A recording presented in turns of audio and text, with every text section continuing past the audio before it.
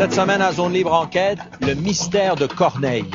Pourquoi le chanteur d'origine rwandaise refuse toujours de retourner dans le pays de son enfance? C'était une armée qui était de l'autre côté, dont on ne savait rien. J'accuse un chef d'État d'avoir commis le génocide. Les éléments de son armée ont commis des crimes de guerre. Mon père, il ne pouvait pas y avoir plus neutre. Personne n'a le monopole de la vérité.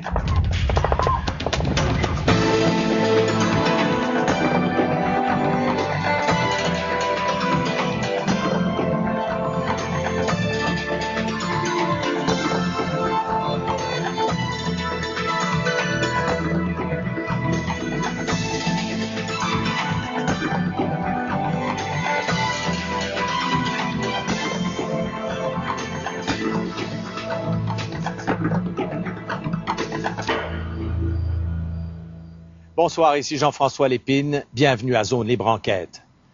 Depuis plusieurs années, mes collègues Raymond Saint-Pierre et Joanne Bonneau essaient de convaincre le chanteur Corneille de retourner avec eux dans son pays d'origine, le Rwanda, pour raconter l'histoire de sa famille qui a péri au cours du génocide de 1994.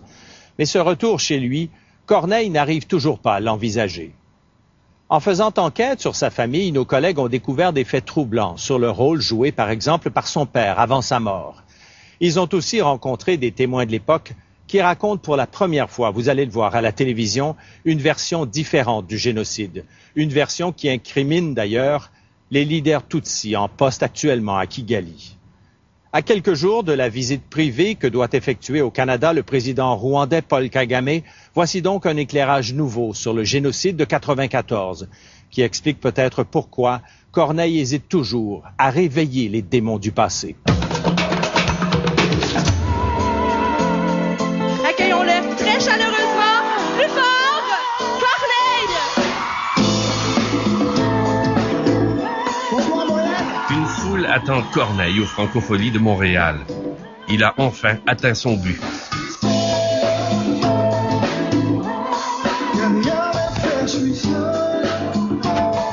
Seul au monde, il l'est de moins en moins. À travers ses chansons, il nous fait revivre des moments douloureux de sa vie. Toute sa famille a été assassinée au Rwanda. Mais on ne connaît pas toute son histoire.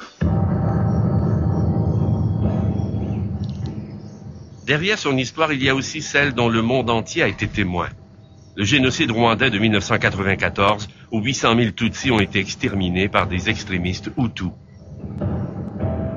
Quand nous avons commencé à le suivre en 2003, Corneille nous disait que son rêve, c'était de retourner au Rwanda. Je l'appréhende un petit peu, j'avoue, mais il faut que je le fasse. Et je l'appréhende, mais j'ai hâte en même temps. C'est très paradoxal comme affaire. Je sais pas comment je vais vivre ça, retrouver la maison où j'habitais et la cour où j'ai enterré ma famille. Je sais pas comment je vais me sentir quand je serai debout sur ce bout de terrain-là. Je sais pas ce que je vais ressentir. Bien de fois la fin du monde nous est frôlée. Oh, je revis chaque jour comme le dernier. Parce qu'on vient de loin. Corneille savoure son succès et le génocide semble bien loin. Pourquoi? Parce qu'on vient de loin. Mais en fouillant ce passé et les circonstances de la mort de sa famille, on s'interroge. Qui a déclenché le génocide? Qui a vraiment tué sa famille? Et surtout, Corneille peut-il retourner au Rwanda? Il fait chaud. Est-ce que c'est ça mon cadeau d'anniversaire? Ouais. Depuis quelques années, Corneille s'est refait une famille à Montréal. Il y a personne qui chante pour nous? Mais oui, bonne fête! Des membres de sa parenté et des amis proches comme son gérant René. J'ai une autre façon de comprendre la famille. Pour moi, la famille, c'est pas une question de sang. J'ai des amis qui me sont très très proches. René, par exemple, c'est pas un ami, c'est un frère pour moi. Et c'est les mêmes liens qui me lieraient à lui que si on avait des liens biologiques. Moi, c'est comme ça que j'entends la famille. Donc ma famille, elle commence à être pas mal grande. Ma famille, elle croît avec le temps. Corneille, de son vrai nom Cornelius Nyungura, est né à Fribourg, en Allemagne, en mars 1977. Ses parents étaient partis étudier là-bas. C'est là qu'ils se sont connus. En 1983, la famille a le mal du pays et rentre au Rwanda. Il gagnait sa vie comment alors, votre père? C'était un homme d'affaires, surtout quelqu'un qui faisait beaucoup d'affaires avec l'Occident. Donc il a un petit peu touché à tout, il a travaillé longtemps avec la Banque mondiale.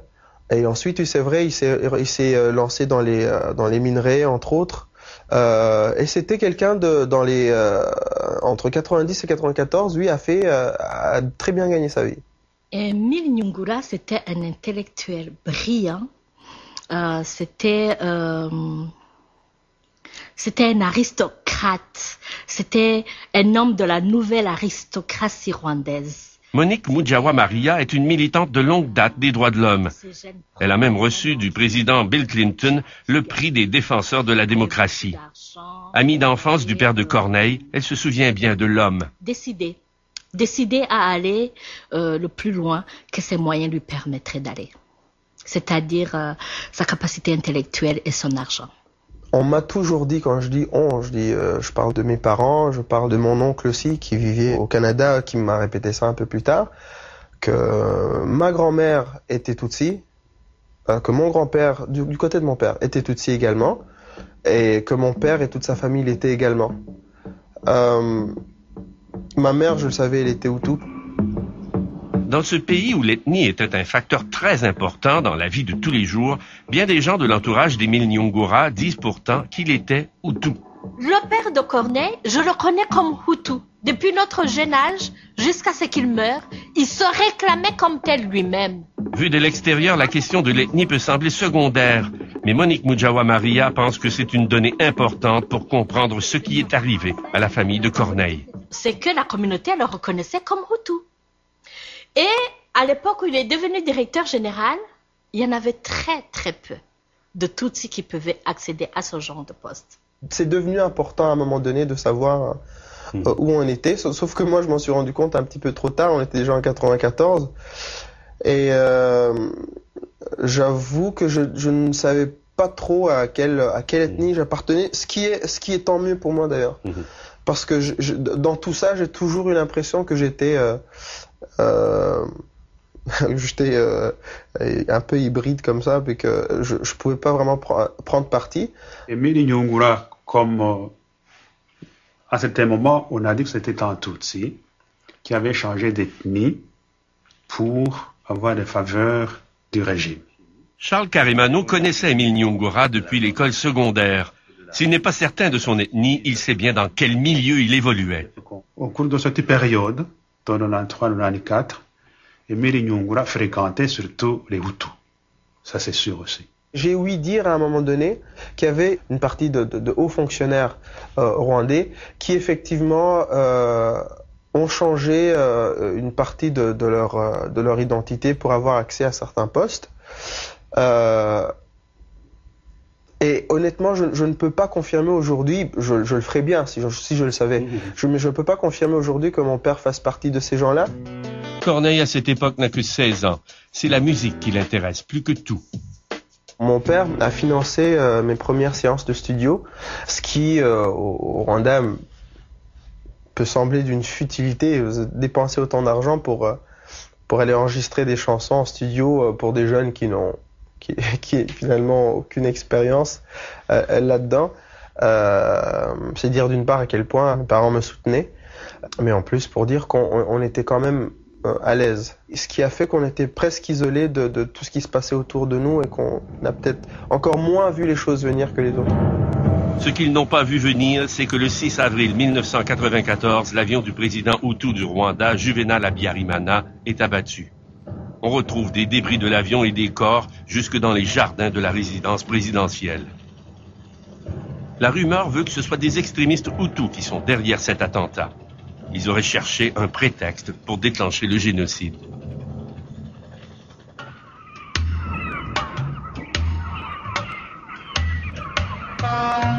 Bien loin du Rwanda, en Norvège, nous avons retrouvé Abdul Ruzibiza, un ex-officier du FPR, le Front patriotique rwandais, une guérilla Tutsi.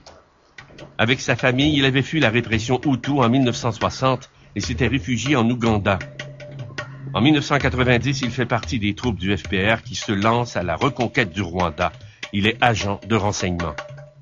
D'abord, c'est une partie de notre histoire. Et c'est la partie la plus manipulée.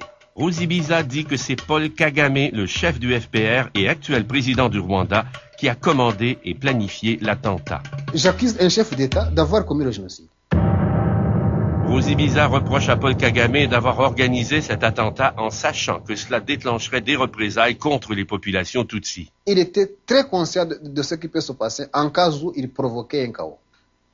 Alors là, moi et les autres pensaient que peut-être Kagame va prendre en considération toutes les informations à sa disposition et prendre des mesures qui s'imposent pour protéger les Tutsis. Mais au fur et à mesure, on se rend compte qu'il ne fait rien. Dans ce livre, il décrit en détail les étapes de l'attentat, sa planification et son exécution. Moi, personnellement, mon travail était de faire les reconnaissances. Les reconnaissances du terrain, de la topographie de la ville de Kigali, tous ses alentours, des routes qui mènent de Kigali vers le nord ou vice-versa, et principalement la partie sud et la partie est de Kigali, qui va finalement inclure aussi Masaka. C'est d'ici, de la colline de Masaka, qu'on a tiré les missiles qui ont abattu l'avion alors qu'il amorçait sa descente sur l'aéroport de Kigali.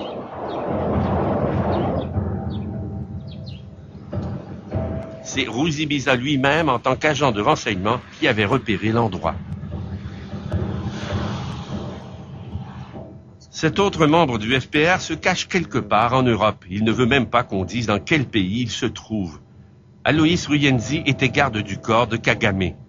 Il dit qu'il était là lorsque Paul Kagame planifiait l'attentat. Cette réunion a eu lieu juste avant l'attentat, le 31 mars 1994, avec ses officiers. J'ai assisté à la réunion. Je ne pouvais pas intervenir. J'étais garde du corps. Mais j'ai tout vu. J'ai tout entendu. Il reproche lui aussi au président Kagame d'avoir livré sa lutte sur le dos des Tutsis du Rwanda, que sa seule préoccupation, c'était de s'emparer du pouvoir. Les conséquences lui importaient peu. Il ne pensait qu'à ses propres intérêts. N'importe qui aurait su qu'il y aurait des répercussions dans le pays après l'attentat contre l'avion. En septembre 1994, nous avions demandé à Paul Kagame qui avait abattu l'avion du président. Il disait l'ignorer. Certains disent que c'est le FPR. D'autres parlent d'un complot d'extrémistes dans l'entourage d'Abiyarimana. Ça me semble la version la plus plausible. Abiyarimana avait d'autres ennemis que le FPR. Ces deux officiers ne sont pas les seuls à contredire Paul Kagame. Le tribunal pénal international pour le Rwanda, créé en 1994, a envoyé des enquêteurs au Rwanda. Certains ont recueilli d'autres témoignages d'officiers du FPR impliquant Paul Kagame dans l'attentat contre l'avion du président.